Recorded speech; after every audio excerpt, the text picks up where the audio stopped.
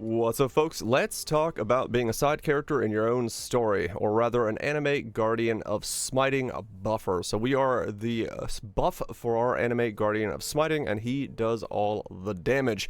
We're gonna just call him Bob, because saying the whole thing for now is a very long name. So Bob is the one that's doing all the damage. He has an axe that one of my viewers suggested we kind of mess around with in this regard. It's called the Grey Wind. You may have heard of it from Steel Mage's video, but before that we started working on this little contraption of ours, and we found some very interesting ways to scale this bad boy up based off of the player's HP, and we're going to go into details on how all of that works in a little bit. But the thing here is that Bob has two kind of downsides. Number one is that while he has really good clear, he is really good on damage. I mean, like really good on damage. He is a 1 life per map entity. So with the new changes to him, even if he dies, he doesn't drop his gear. He doesn't lose his gear, anything like that. But if he dies in a map, he cannot be resurrected in that map again. So the current version of this build is kind of version 1 because of that downside to the build. It's a bit risky to run this as your primary build. If you are, like, you know, doing content that might flop it over, I would not take this version of it into Ubers, but we'll talk about version 2 in a little bit.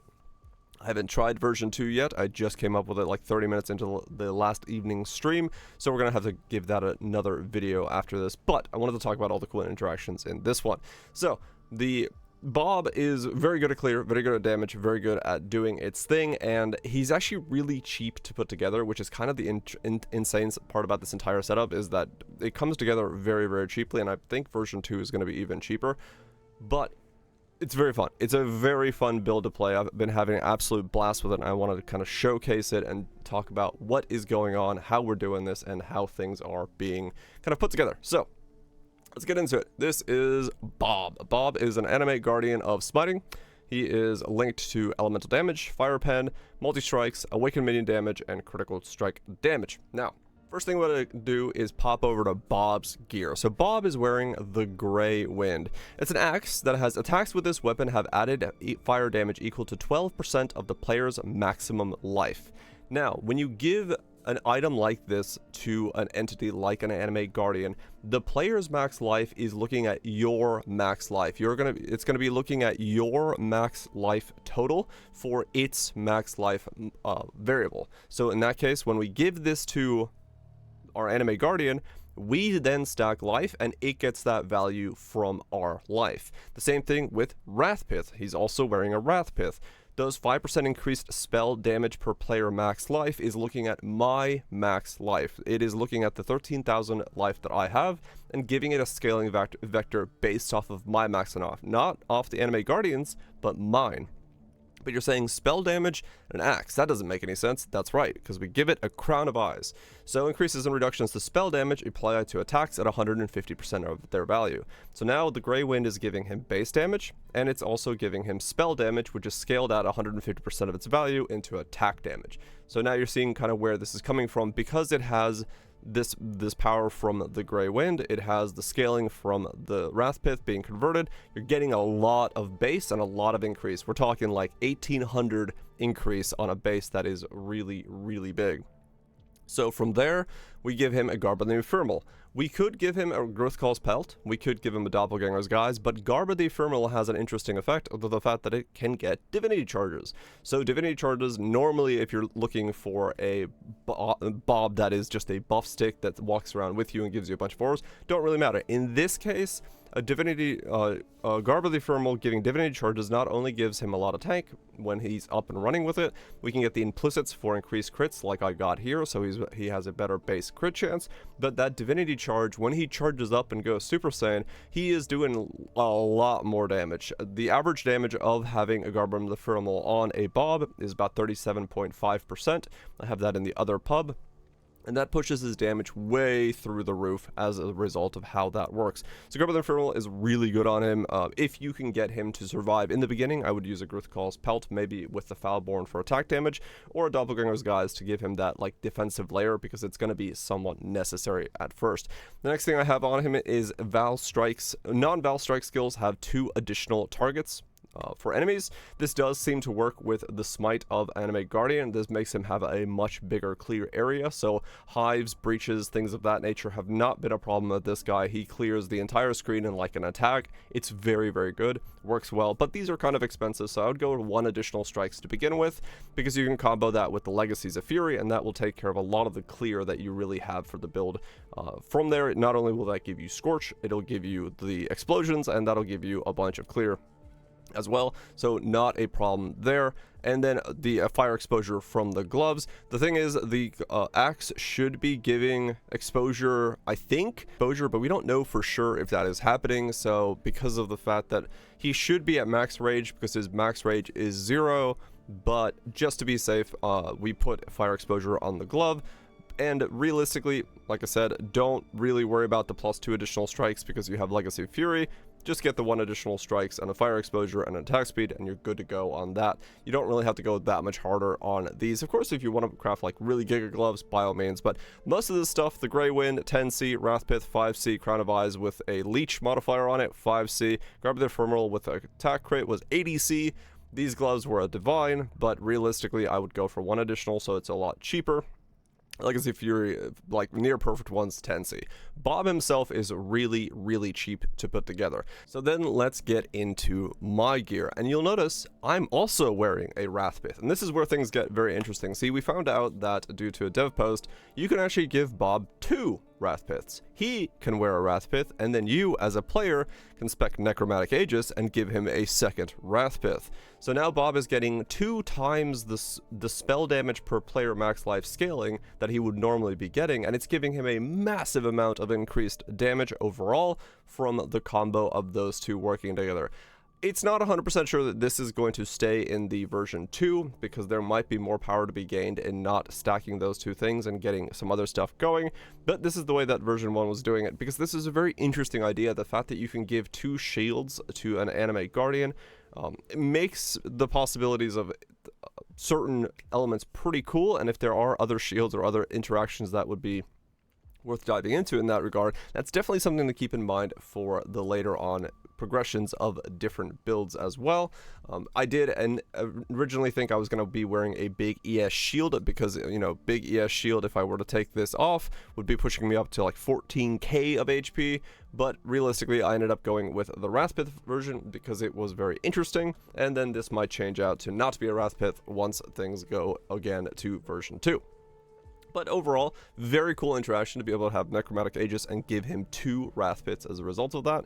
So highly recommend checking that out. The next thing we do is, like I said, we are linking to Bob. So I can't link it here, but we do use Flame Link to link to our dudes. And yes, if the dudes die, then of course, so do I because of the result of Flame Link. But it doesn't really matter because we're trying to make them survive anyway, and they're killing the entire screen pretty rapidly as it is. So we end up going Flame Link within the helmet, just giving him another 5% of our max life as added fire damage. So as you can imagine, if the weapon is giving 12 and this is giving another 5, we're looking at a very, very girthy amount of flat base damage that he gets to scale from for that increases that he's getting from those dual Rathpiths. So Flame Link is very, very powerful in this setup, and that's kind of going to allude to version 2, which is going to be using the new helmet for linking, but that'll be for another video if it works. I have no idea if it's going to work. So yeah, we use Flame Link to link to our Specters and Bob then goes on to absolutely truck. And because we are linking to him, we're using the belt. Non-unique flask will apply to a linked targets. This allows us to have a flask set up here that just keeps doing its thing. We got a Quicksilver Diamond and phasing, that is the mapping setup. And then if we gotta go bossing, we just slap on the old silver flask, and that is our setup for bossing. We have 2 empty flask slots because we are running Trader. Trader gives us flask charges every 5 seconds. So by doing that, we generate those flask charges. They're not 100% uptime all the time, but that's really fine. The time to kill on most things is so short, it doesn't matter. They just need to be up for a little bit of the time. And we can get more flask charge gain from certain notables that we're using within the setup. We can generate more flask charges by getting these if you want more consistent uptime. That's another thing you can do in the build as well. So very versatile in that regard. But the main thing is you need a brutal restraint of bala bala, and the number is going to dictate what's on the nodes around you, and then that gets you trader, and then you just run with yourself with 3 flasks. You have so much regen in this setup that you don't really need a life flask. Like right now I have 4,000, 3,000 life regen a second, just popping off non-stop because I have the Vitality Perfect Warlords Chieftain over there giving me the Vitality aura, and from that I have a Watcher's Eye giving me double Vitality for life regeneration and regeneration rate. Very, very powerful in the setup, along with going for these nodes here and these nodes here. So regen is not a problem if you're looking at this going, holy cow, he doesn't have a life flask. When you regen 3,000 to 4,000 life a second, it really is not noticeable whether you have a life flask or not. So not a big thing for this. So we're using links, we're using this. We have Eternal Blessing for Purity of Elements. That gives us a bunch of the resistances that we need alongside of a maximum alongside of the avoid immunities and stuff, so we don't have to worry about being ignited, chilled, shocked, and all that stuff. Very, very powerful, makes everyone more defensive, and because Garb of the Ephemeral is on Bob there, we also have crit immunity from him being near mobs, so that's very handy for that, him not dying as a result of that interaction happening. The rest of the gear is very much just energy shield, energy shield, energy shield, because we are wearing the apostate. The apostate turns all energy shield we have on the character on the equipped armor into life, and that's the way we scale this. This was about 4 divine when I picked it up originally. This is how I went through the campaign, how I went through all of mapping, and how I got into T17s, was wearing the apostate. This may come out for a combs or some other chest piece, because if we end up switching out the helmet, which is the biggest thing, we're going to be losing a lot of that ES. So if you want to stick with this version, by all means, it's a great way of scaling life, a very known way of scaling life. But if we lose the helmet for that 462 ES, it makes the apostate a little bit less powerful, so we might be switching out the chest piece as well. Who knows? We're going to find a bunch of stuff out today, and then we'll make an update video on that. As for the amulet, we're wearing a Foulborn Zoph's Heart. This gives us fizz damage taken from hits as fire damage, so just a little bit more physical mitigation into the build. There's not a lot of it in this, but we do have a massive HP pool, so we do have a fairly good max hit as a result of that. Then this gives us Ash as well, because remember, Bob is doing, even though he is a smiting Animate Guardian, Bob is doing fire damage for the most part from Flame Link, the axe, and the increases from that. So having a reasonable way of getting Ash in the build is very, very powerful, and that's why we run that in there. As far as boots, Brittle Ground, Life Regen are the implicits there, alongside of a lot of ES. Chaos Resist is on pretty much every piece of gear, because that is pretty mandatory for the setup. It's the one resist I don't have a lot of access to. But Brittle Ground, we have 2 sources of. Basically, we can stand on something and put on Brittle Ground, or we have this thing here, which is when you use an offering skill, this graph summons an army of the Hiveborn monsters, and those Hiveborns can do brittle on hit. The big thing about these is you have to be kind of careful, and the reason I have a phasing flask is these can kind of body block Bob there from getting to the monsters, so having a phasing flask, linking him with a phasing flask, and giving him the ability to walk through mobs is very important. So that's the reason that we have the phasing flask, to make sure that Bob can get to his enemies as fast as possible. The other graft we have is what's giving me endurance charges, besides the Warlord. This is basically just life recovery when you are on low life. Even though you don't see it, I have my reservations hidden. I am on low life, and it's giving me endurance charges constantly non-stop. So a very easy way throughout the campaign to get yourself endurance charges, get yourself that extra boost of defense alongside of the regen that you can get for specking endurance charges from the tree for this node as well. Very good here. So just grab those extra endurance charges from there and there, and you're pretty good to go on that front. The weapon for this one so far was just a minion stick. Bought something for 1 divine. Just look for something that's like 80 damage with the minion crits and attack speed. Not too expensive. This one was a divine because it had the suffix open for the triggered offering. Makes it so that I don't have to cast my spirit offering, flammability, and assassin's mark myself. I can just use unearth like so, and it casts all that for me, and all of a sudden everything's going off, popping off, doing its thing. So that's the reason I went that route, but that weapon may also change depending on the rest of the gear. Just one of the options that are available if you want to go this kind of ES style version of the build. Like I said, gloves are just ES and that. Intimidated on these right now with a mark on hit, because I do believe that unearth can trigger the intimidate. I'm actually not 100% sure on that, but I do believe it does hit for like 4 damage, so it is considered a hit. So I should be intimidating with that. That works pretty well for this setup. As far as the rings, this one is just life, chaos, resist, movement, attack, and the minus, just to make things a little bit less mana intensive. Not that anything in this build is mana intensive, because you're not really doing anything, you're just linking to stuff here and there, alongside of, you know, the occasional unearth to trigger your offerings and things. So just grab something. The big thing is just getting enough resistances on them to make them live, getting enough life. However, my resistances were kind of taken care of when I bought this. This is 200 life, 52 all resist for the minions, and 15 attack speed. This was kind of expensive, but I was trying to figure out how to make Bob live, and left ring slot minions take 15% reduced damage was one of those things where it would add a layer of survivability to Bob. So I picked up one of these for 3 divine. This was kind of expensive, and pretty much none of these exist anymore, so you're going to be looking at maybe just any kind of other ring, and realistically maybe the helmet's going to solve the survivability problem without needing the ring, and then you can do whatever you want with that. So overall, it's a very interesting build due to the interactions of how things work, and it's very fun to play.